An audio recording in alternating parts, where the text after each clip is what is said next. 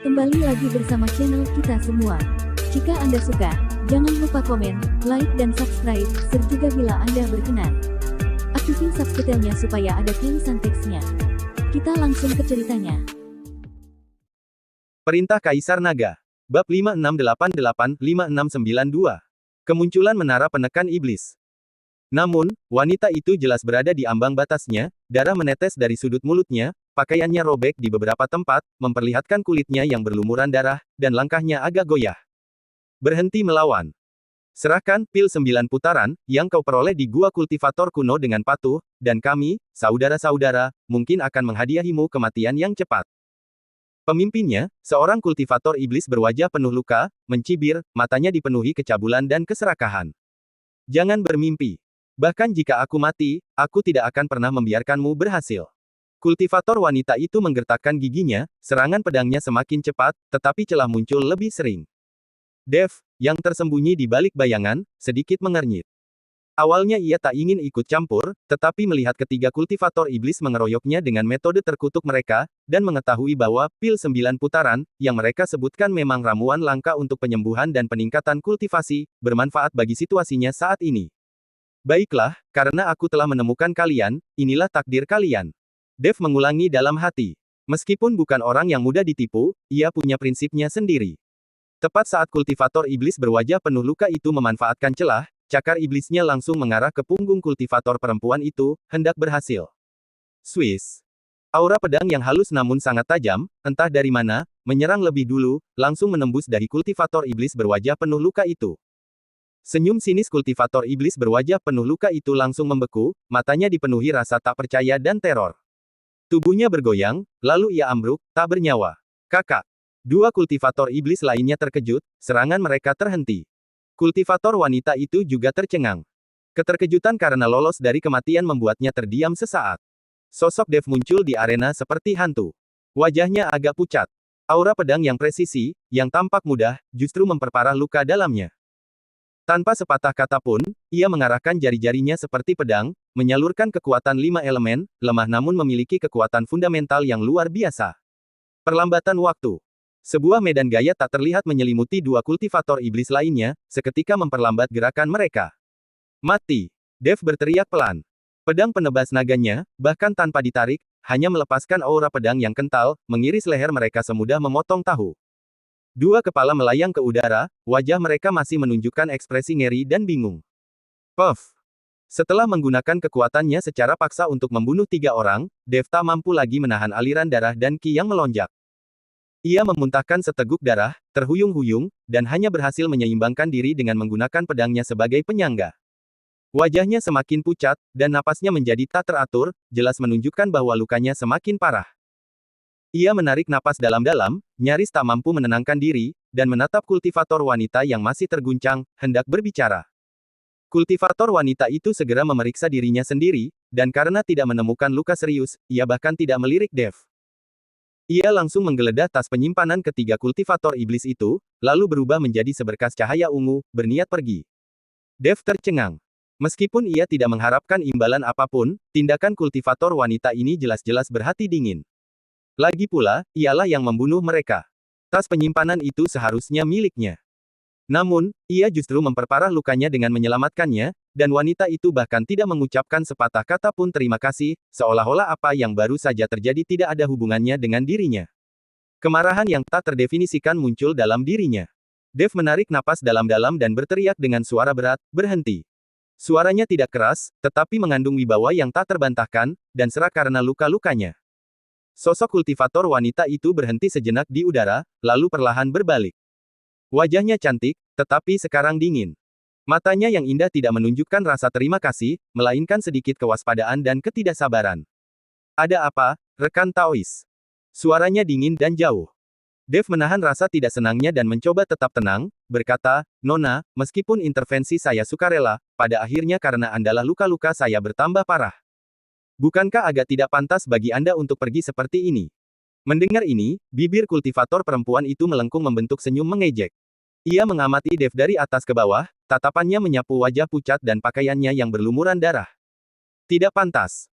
Kata kultivator wanita itu dingin, dilihat dari penampilanmu, kau terluka parah, kan?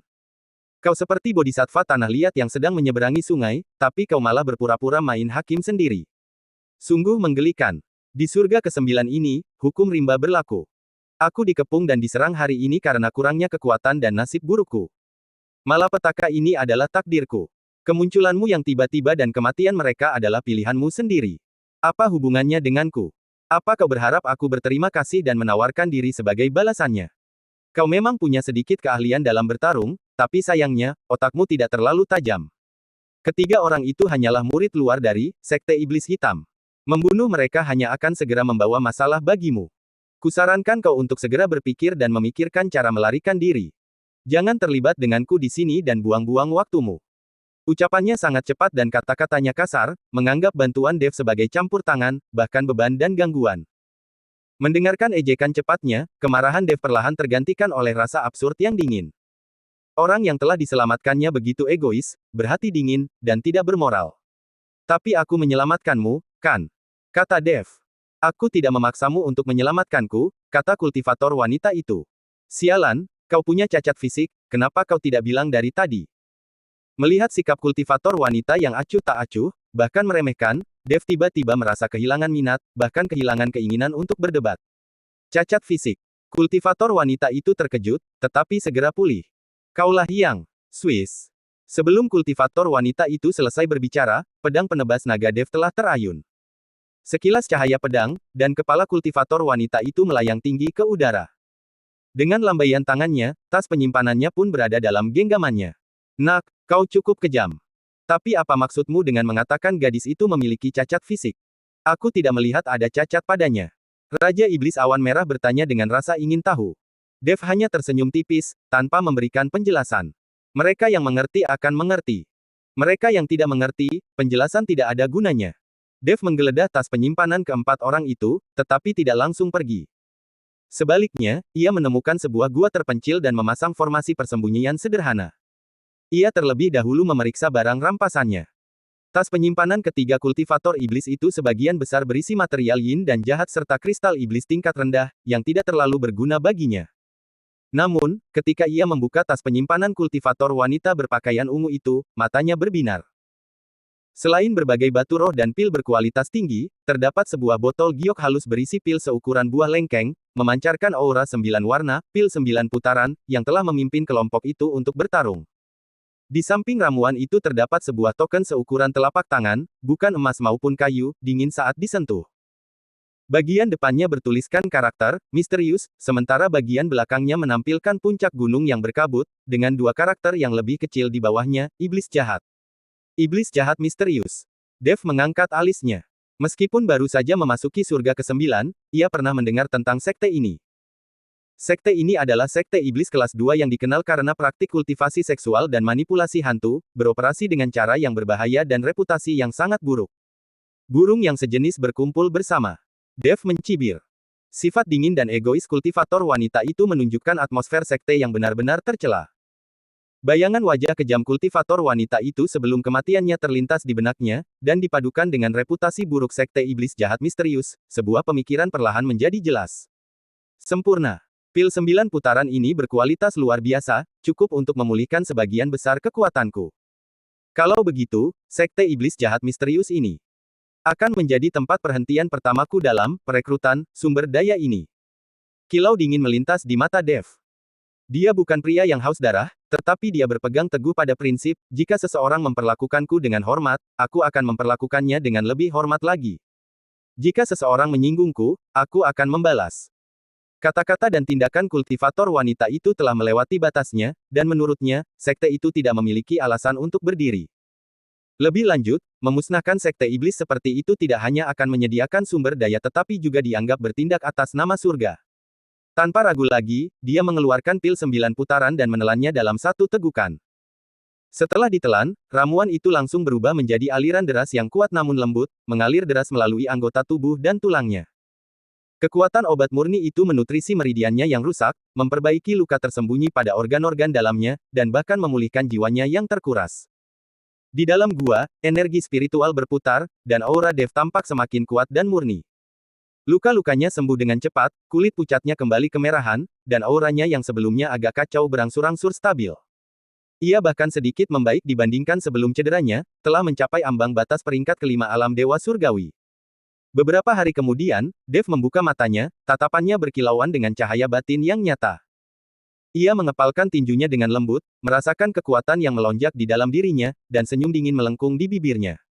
Waktunya telah tiba. Ia mengeluarkan token Sekte Iblis Jahat Misterius, mengisinya dengan indera ilahinya. Ia segera merasakan lokasi sebuah gerbang gunung puluhan ribu mil jauhnya, diselimuti energi jahat yang pekat.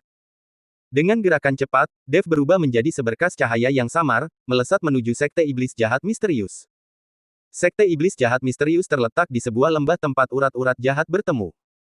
Sekte itu senantiasa diselimuti awan jahat berwarna abu-abu kehitaman, udara dipenuhi bau busuk samar dan aura dingin. Semua murid yang berpatroli memiliki tatapan mata yang menyeramkan, tubuh mereka diselimuti aura samar seperti hantu. Dev bergerak tanpa hambatan, dengan mudah melewati barisan keamanan perimeter luar, tepat tiba di atas area inti sekte. Ia berdiri di udara, menatap kompleks hantu di bawahnya, dan tanpa sepatah kata pun, melepaskan tekanan yang kuat. Boom! Seperti gunung tak terlihat yang runtuh, seluruh sekte iblis jahat misterius langsung jatuh ke dalam kekacauan. Murid-murid dengan tingkat kultivasi yang lebih rendah jatuh ke tanah, ubin-ubin berjatuhan dari bangunan. Siapa yang berani menyinggung sekte iblis jahat misteriusku? Beberapa aura kuat melonjak dari kedalaman sekte, milik ketua sekte dan beberapa tetua, semuanya berada di tahap awal alam dewa abadi. Pria parubaya terkemuka, berwajah pucat dan dengan tatapan sinis, tak lain adalah ketua sekte, leluhur iblis misterius. Ketika mereka hanya melihat satu orang di udara, yang tampaknya hanya berada di peringkat kelima alam dewa surgawi, mereka pertama-tama menghela napas lega, kemudian gelombang amarah muncul dalam diri mereka karena merasa diremehkan. Nak, siapa kau? Beraninya kau membuat masalah di sekte iblis jahat misteriusku. Leluhur iblis misterius meraung, sekaligus memberi isyarat kepada para tetua untuk bubar dan membentuk pengepungan. Tatapan Dev tetap tenang, seolah-olah sedang melihat sekelompok semut. Ia tidak repot-repot berkata-kata lagi, hanya mengambil token yang diperolehnya dari kultivator perempuan dan melemparkannya. Token itu mendarat dengan dentang di kaki leluhur iblis misterius. Leluhur iblis misterius menunduk, ekspresinya sedikit berubah, ini. Token Z kecil. Apa yang kau lakukan padanya? Z kecil adalah nama kultivator wanita itu, seorang murid inti yang sangat dihormati di sekte tersebut.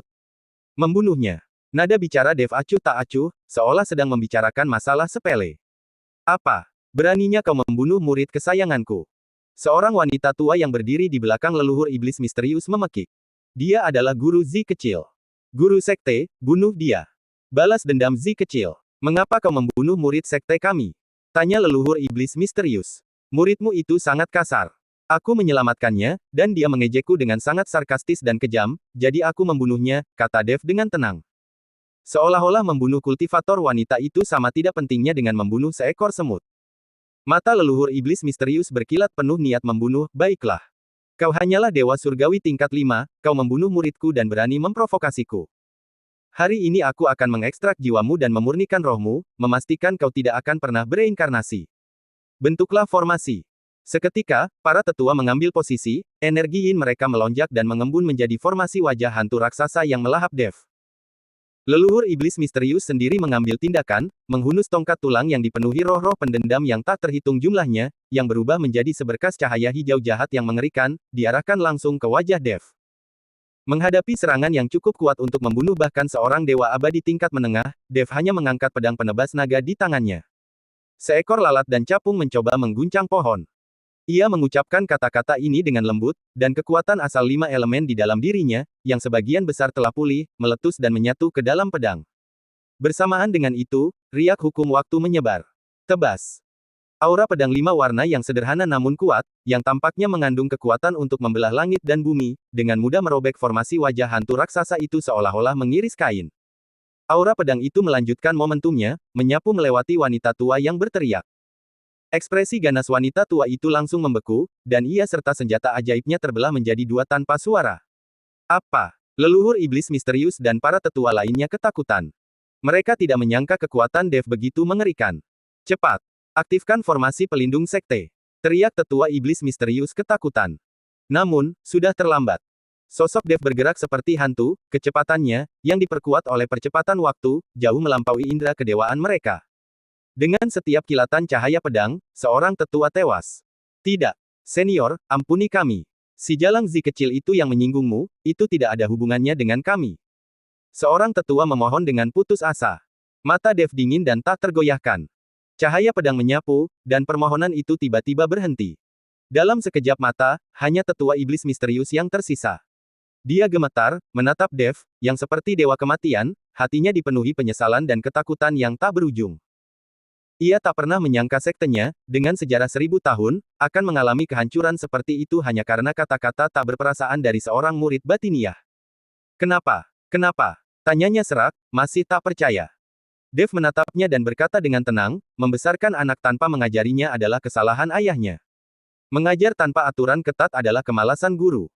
Sekte iblis jahat misteriusmu, dengan balok atasnya yang bengkok, memiliki balok bawahnya yang bengkok. Kau pantas menerima balasan ini. Sebelum kata-katanya selesai, pedang penebas naga telah berubah menjadi seberkas cahaya, menembus dahi leluhur iblis misterius. Mata leluhur iblis misterius melebar, tubuhnya perlahan jatuh. Hal terakhir yang dilihatnya adalah sosok Dev yang acuh tak acuh menyarungkan pedangnya, dan kata-kata itu terngiang di benaknya. Hanya dalam kematian ia menyadari bahwa akar penyebab kehancuran sekte tersebut adalah kemanjaan dirinya dan para tetuanya terhadap perilaku dan tindakan tidak pantas murid-murid mereka. Dev bahkan tidak melirik mayat-mayat yang berserakan di tanah.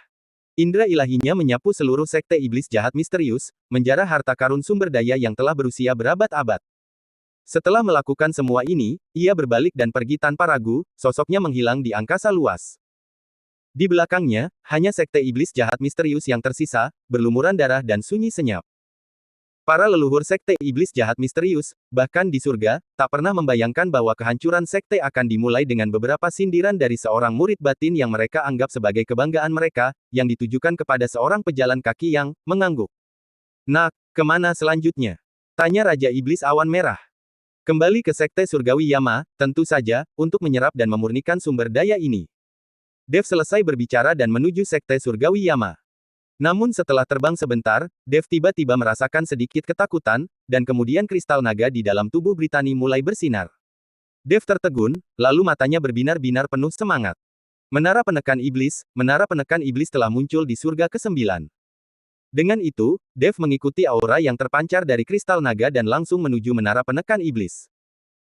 Mengikuti cahaya yang semakin intens dan indera jernih yang terpancar dari kristal naga di dadanya, Dev sekali lagi menemukan menara itu jauh di dalam wilayah berbahaya di surga ke-9 yang dikenal sebagai celah kehampaan, menara penekan iblis, tempat yang menghantui mimpinya sekaligus menanamkan rasa takut dalam dirinya. Menara itu tetap megah, menjulang tinggi ke awan, seolah menghubungkan langit dan bumi. Di keempat sudut dasar menara, 4 singa batu, yang diukir dengan rune surgawi yang rumit, tampak memiliki aura keaktifan dan keganasan yang lebih besar daripada terakhir kali ia melihatnya. Mata mereka berkilauan dengan cahaya yang menakutkan, menjaga menara bagaikan makhluk hidup, aura mereka yang menindas menyebabkan ruang di sekitarnya sedikit terdistorsi.